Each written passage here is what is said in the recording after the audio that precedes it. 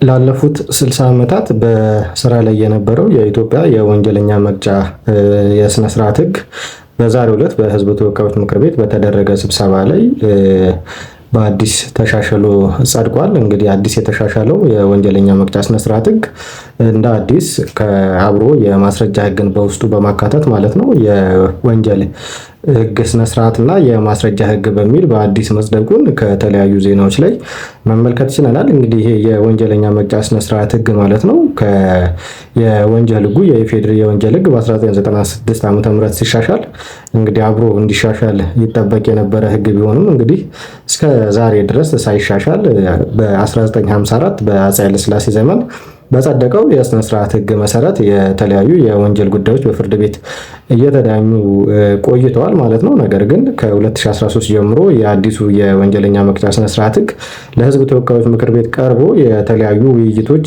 ሲካሄዱበትና ብዙ አወዛጋቢ ነገሮችን በውስጡ የያዘ ስለነበረ በነዛ ላይ የተለያዩ ውይይቶች ሲደረጉበት ቆይተዋል። እንግዲህ ለተለያዩ ቋሚ ኮሚቴዎች እየተመራም በተለያየ ጊዜ ብዙ አይነት ማሻሻያ እየተደረገበት ቆይቶ የሕዝብ ተወካዮች ምክር ቤት በዛሬው ዕለት ባደረገው ስብሰባ በ253 ድጋፍ እንዲሁም በሁለት ተቃውሞ በአብላጫ ድምፅ ሕጉ በስራ ላይ እንዲውል በዛሬው ዕለት ጸድቋል ማለት ነው። እንግዲህ ይህ ሕግ በተለይም በፍርድ ቤቶች አካባቢ ያለውን የወንጀል የሥነ ሥርዓት ጉዳይ ማለት ነው እንግዲህ እንደ አዲስ መስመር የሚያስይዝ ጉዳይ ሆኖ እንግዲህ በስራ ላይ ይውላል ማለት ነው። እንግዲህ ሕጉ ደግሞ በታትሞ በስራ ላይ በሚውልበት ጊዜ ደግሞ ያው ሕጉን እያየን ደግሞ እንደ አስፈላጊነቱ የተለያዩ መረጃዎችን ወደ እናንተ ይጠቅማል የምንለውንም ሀሳብ ደግሞ የምናደርስ ይሆናል ማለት ነው። እንግዲህ ጠበቃ ጌታሁን ያልክበት ነበርኩኝ። አመሰግናለሁ።